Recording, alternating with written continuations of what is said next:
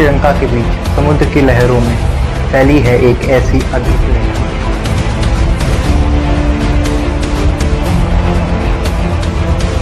कुछ इसे प्रकृति का चमत्कार है,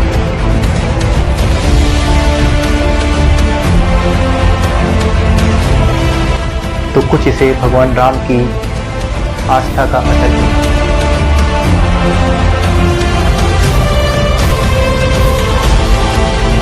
नासा की उपग्रह तस्वीरें इसे रहस्यमय पुल बताती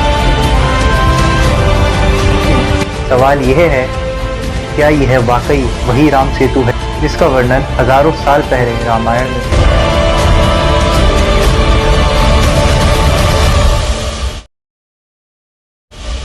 नमस्कार, मेरा नाम है मानव। स्वागत है आप सभी का। बात करते हैं राम सेतु की। त्रेता युग में जब राक्षसों के अत्याचार से धरती कांप रही थी, उनका पति रावण ने माता सीता का हरण कर लिया था।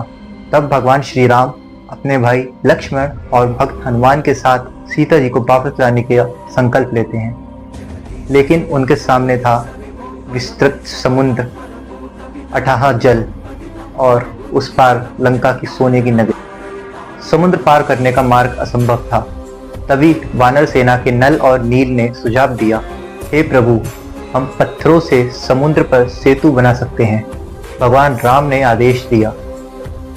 वानरों ने पर्वतों और चट्टानों से पत्थर उठाए, उन पर जय श्री राम लिखा, और जैसे ही वह पत्थर समुद्र में गिरते वह डूबते नहीं थे बल्कि तैरने लगते थे।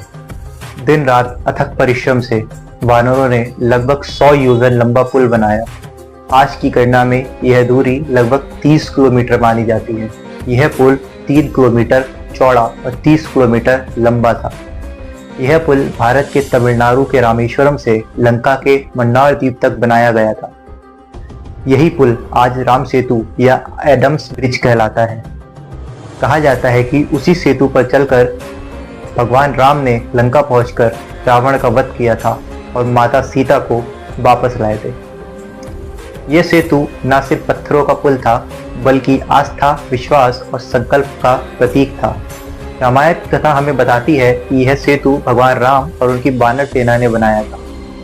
लेकिन सवाल यह उठता है, क्या इस सेतु का जिक्र केवल धार्मिक ग्रंथों में है या इसका उल्लेख इतिहास और अन्य सभ्यताओं के अभिलेखों में भी मिलता है? वाल्मीकि रामायण में इस सेतु को सेतुबंध कहा गया है। कंब रामायण और तमिल ग्रंथों में भी इसका वर्णन है। तमिल संगम साहित्य में इसे सेतु वलम कहा गया है। यहाँ तक कि स्कंद पुराण और महाभारत में भी इस पुल का उल्लेख मिलता है। यानी भारतीय सभ्यता में हजारों वर्षों से इस पुल को पवित्र और ऐतिहासिक माना गया है। सिर्फ भारतीय ही नहीं बल्कि विदेशी यात्रियों ने भी इस रहस्यमय पुल का उल्लेख किया है। 11वीं शताब्दी में आए प्रसिद्ध मुस्लिम विद्वान अल बिरूनी ने भारत और श्रीलंका के बीच मौजूद एक प्राचीन पुल का वर्णन किया था। 13वीं शताब्दी में यूरोप के यात्री मार्को पोलो ने भी अपने यात्रा वृतांत में इसका जिक्र किया। समुद्र में एक ऐसा स्थान है जहां पत्थरों की एक ऐसी लड़ी भारत और सिलोन यानी श्रीलंका को जोड़ती है। इसके अलावा कई अरब और फारसी यात्री इसे सेतुबंध या आदम का पुल कहते हैं। कुछ का मानना था कि यह वही स्थान है जहां आदम जन्नत से उतरे थे, इसलिए इसे आदम्स ब्रिज भी कहा गया है। इतिहासकार मानते हैं कि यह सेतु केवल एक प्राकृतिक संरचना होता तो शायद इसके बारे में इतने विविध स्रोतों में उल्लेख नहीं मिलता। भारतीय ग्रंथों से लेकर अरब यात्रियों तक सभी ने इसे एक मानव निर्मित पुल या पवित्र सेतु माना है। लेकिन असली सवाल अब भी वही है, विज्ञान इस रहस्य के बारे में क्या कहता है? धार्मिक और ऐतिहासिक ग्रंथों में राम सेतु का उल्लेख मिलता है, लेकिन आधुनिक विज्ञान क्या कहता है? क्या यह सेतु वास्तव में मानव निर्मित है या सिर्फ प्रकृति की एक अनोखी रचना है? सन 2002 में नासा ने एक उपग्रह से ली गई तस्वीरें जारी की। इन तस्वीरों में भारत के रामेश्वरम से लेकर श्रीलंका के मन्नार तक समुद्र में पत्थरों और रेत की एक लड़ी साफ दिखाई देती है।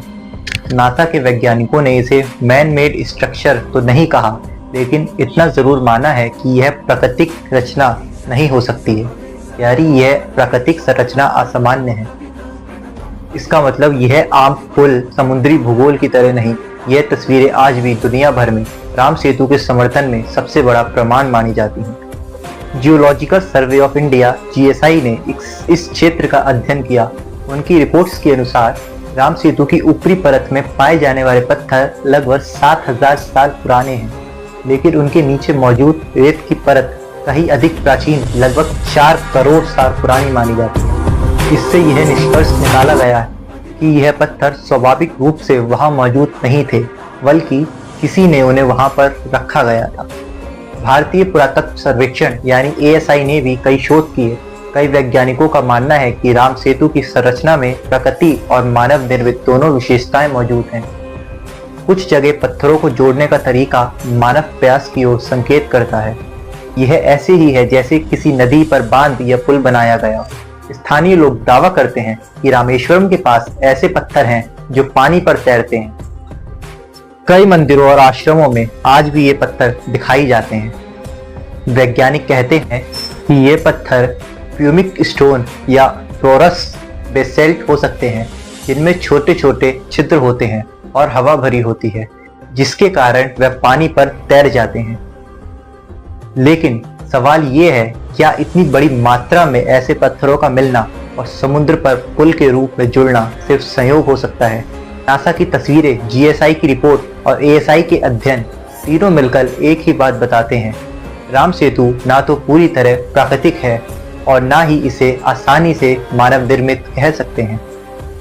यानी रहस्य अब भी वही बरकरार है।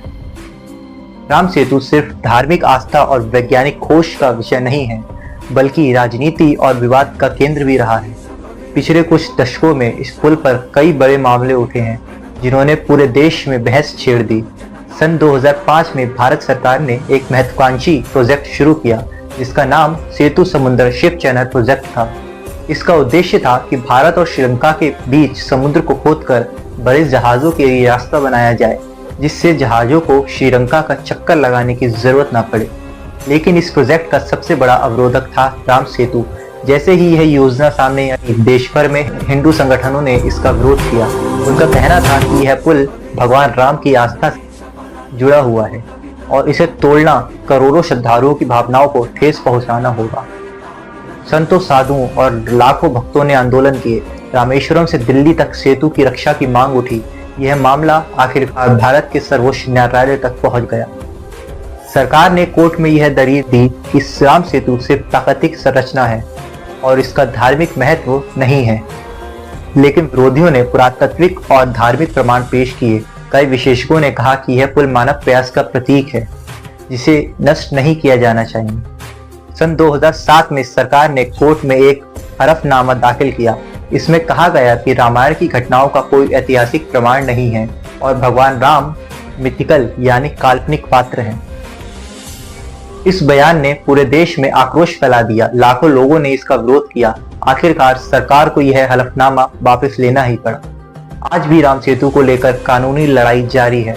सुप्रीम कोर्ट ने इस पुल को राष्ट्रीय धरोहर घोषित करने पर विचार किया है, लेकिन सेतु समुद्रम प्रोजेक्ट अब तक अधर में लटका हुआ है। राम सेतु का रहस्य आस्था और विज्ञान के बीच की खींचतान अब राजनीति का हिस्सा भी बन चुका है।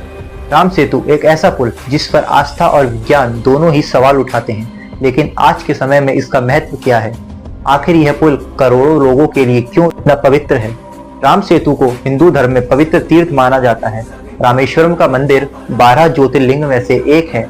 हर साल लाखों श्रद्धालु यहाँ आकर समुद्र स्नान करते हैं और भगवान राम की पूजा करते हैं। कहा जाता है कि इस समुद्र में स्नान करने से पापों का नाश होता है और मोक्ष की प्राप्ति होती है। राम सेतु सिर्फ धार्मिक स्थल नहीं, बल्कि भारत और श्रीलंका के साझा सांस्कृतिक धरोहर भी है। श्रीलंका में भी लोग मानते हैं कि यह वही पुल है जिससे भगवान राम लंका पहुंचे थे। कई स्थानीय लोक कथाओं और गीतों में इस सेतु का वर्णन आज भी मिलता है। राम सेतु आज एक बड़ा पर्यटन केंद्र भी बन चुका है। दुनिया भर के लोग इसे देखने आते हैं। कई लोग नाव से यहाँ तक पहुँचते हैं तो कई श्रद्धालु दूर से ही इसकी झलक देखकर भाव विभोर हो जाते हैं। भारत सरकार ने इसे राष्ट्रीय धरोहर घोषित करने की प्रक्रिया शुरू की है, ताकि आने वाली पीढ़ियां भी इस रहस्य और आस्था को जान सकें। नासा की तस्वीरों के बाद राम सेतु पर अंतर्राष्ट्रीय वैज्ञानिक जगत में भी चर्चा बढ़ गई है। कई विदेशी शोधकर्ता मानते हैं कि यह दुनिया की सबसे पुरानी मानव निर्मित संरचनाओं में से एक हो सकती है। लेकिन अगर ऐसा साबित हो जाता है तो राम सेतु न केवल भारत बल्कि पूरी दुनिया की धरोहर बन जाएगा। राम सेतु एक पुल जो भारत की आस्था को जोड़ता है, एक धरोहर जो इतिहास और विज्ञान को चुनौती देती है, और एक रहस्य जिसे सुलझाने की कोशिश आज भी जारी है। राम सेतु एक ऐसा पुल जो सिर्फ पत्थरों और रेत से नहीं बना, बल्कि आस्था, विज्ञान और संकल्प से खड़ा हुआ है। यह पुल आज भी लहरों के नीचे खड़ा होकर हमसे एक ही सवाल पूछता है, क्या आप इसे केवल एक भूवर्गीय संरचना मानते हैं या फिर भगवान राम की लीला का अटल प्रमाण? कुछ के लिए यह सिर्फ एक पुरानी कहानी है, तो कुछ के लिए यह उनके विश्वास की सबसे बड़ी गवाही। लेकिन चाहे विज्ञान क्या कहे, इतिहास क्या लिखे, राजनीति कैसी भी हो, राम सेतु आज भी करोड़ों दिलों में जीवित है। यह सिर्फ एक पुल नहीं बल्कि भारत की आत्मा का हिस्सा है। तो दोस्तों, अगर आप मानते हैं क्या राम सेतु वास्तव में भगवान राम द्वारा बनाया गया दिव्य पुल है, या यह केवल प्रकृति का एक अद्भुत चमत्कार है,